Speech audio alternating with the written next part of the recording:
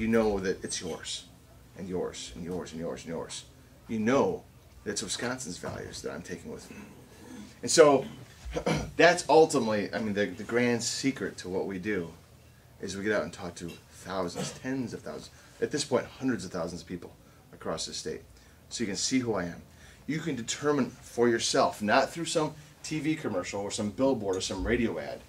You can determine for yourself whether or not I've got the character and the integrity that you expect. And ultimately, that's why you send guys like me to West Point, is you expect me to learn about duty, honor, and country. Yeah, that's true. But you expect me to have a lifetime commitment to this country. And I lead with character, I lead with integrity. That's always forefront of what I do.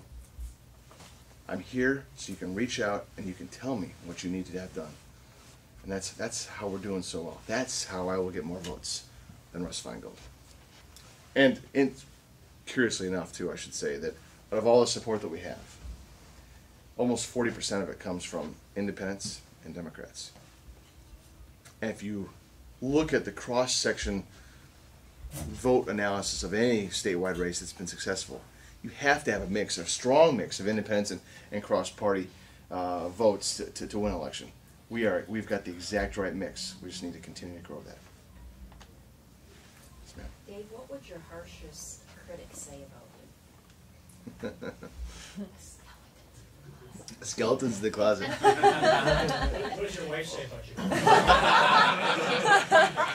you? She says I'm gone way too much. She says that when I am home, I don't clean up after myself enough. I guess personally, well, we'll talk about that in a little bit. Politically, my harshest critics are always the people who think I'm not running a campaign the way they think I should. Right? I am, well, in life and in politics, you can't serve two masters. You either serve the people or you serve money. And we are serving the people. And that's what this campaign is really built on. It's built on the power of people. It's built on the network of people who, just like you, are sick and tired of being told they're supposed to think one way by a government that ultimately is supposed to be working for them. In a government of the people, by the people, and for the people are supposed to have control. Right now we don't. Right now we are being told by some elite few in a foreign city, in a distant city I should say, how things are supposed to run our lives, and that's not right. And I'm really focusing from the bottom up. I'm getting my support from groups like this and building a huge grassroots network based on everyday Wisconsinites. And there are a lot of people who are threatened by that. Not just Democrats, a lot of Republicans are threatened by that. And so there are a lot of people who criticize me for taking that tact as opposed to running a more traditional type of campaign. I wouldn't change my strategy for anything right now because it's working great. From a personal perspective, I'm not sure what my harshest critics would say. Some people don't like orange. I don't know. Yes, sir. As the next junior senator from Wisconsin, Here. at the end of this year, the quote-unquote Bush tax cuts expire. Yeah, they do. What is your view on that? Well, because I have heard discussion that may very well be an impetus for a second recessionary kick in the pants. Yeah. Well, there's no doubt that would. I mean, there are a lot of things that are economic theory and economic hypotheses, but then there are a few things that are economic realities and economic law. That's one of them. That will happen. If we take more money out of the pockets of Americans, in turn stifling the economy more, stifling economic activity more, then we will go back down. Our economy will slow down again. We'll go into another recession. There's really no doubt about it. I don't confirm that to scare any of you, but I will tell you that I would fight to keep the Bush tax cuts alive. And so maybe that answers one of Roberto's questions from earlier. Day 2, I'm going to work on that. Until maybe even day 1 before the drinks start flowing. How's that? Yeah, whatever. Sometime in that first 24 hours. But that would be obviously be a priority before we could fundamentally reform how taxes are collected. Because as we increase the tax rates and we put more burden on Americans, working Americans, which there are fewer of now than there were even a month ago, then we have to recognize that there are ramifications to that. A reaction has a reaction. The action of taking away the Bush tax cuts, which in essence increases taxes on all of us, would be devastating. Yes, sir.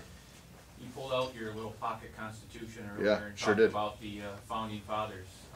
This is my second one, by the way, too. First one had an untimely match with the washing machine. Came out looking like cauliflower, so no duct tape can fix that. I tried. My question is, which of the founding fathers do you most identify with and why? Yeah, Thomas Jefferson. Why? He's my favorite guy. Well, he was always a proponent of a limited government. He never wanted government to get out of hand. He and John Adams went back and forth as to what role the federal government should have, how big it should be, how powerful it should be. John Adams was always leaning towards the thought that a federal government should be more powerful than the state governments. Thomas Jefferson thought exactly the opposite. I'm a big fan of Thomas Jefferson. You know, like you said, bind them down with the chains of the Constitution. Yeah. Now, I heard about 40 million on food stamps, and I'm not really worried about Americans getting American tax dollars. I'm mostly worried about foreign aid. I'm worried about foreign encumbrances, Okay. treaties made without the advice and consent of the Congress, and all this other things that, and our rights, Yeah. which are being trampled, which are inalienable. I'm more worried about what they have planned in store for us in the future than worrying about a few dollars in my pocket. Well, they go hand in hand.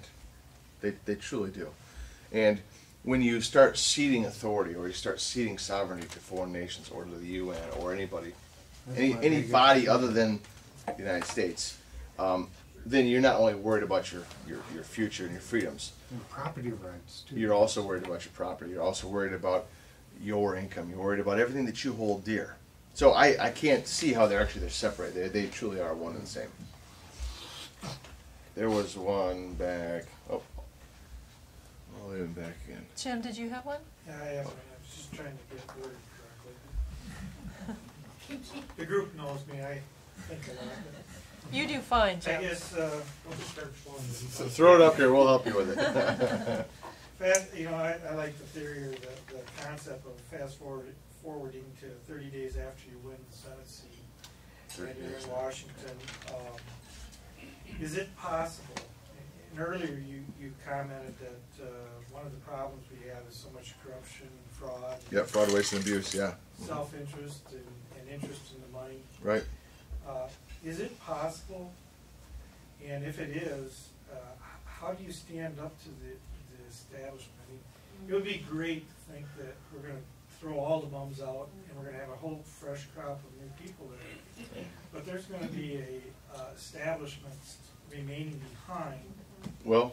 Yeah. And at some point, you're going to have to make a decision whether you stick on your foundation, your rock, or you make a compromise to get something accomplished.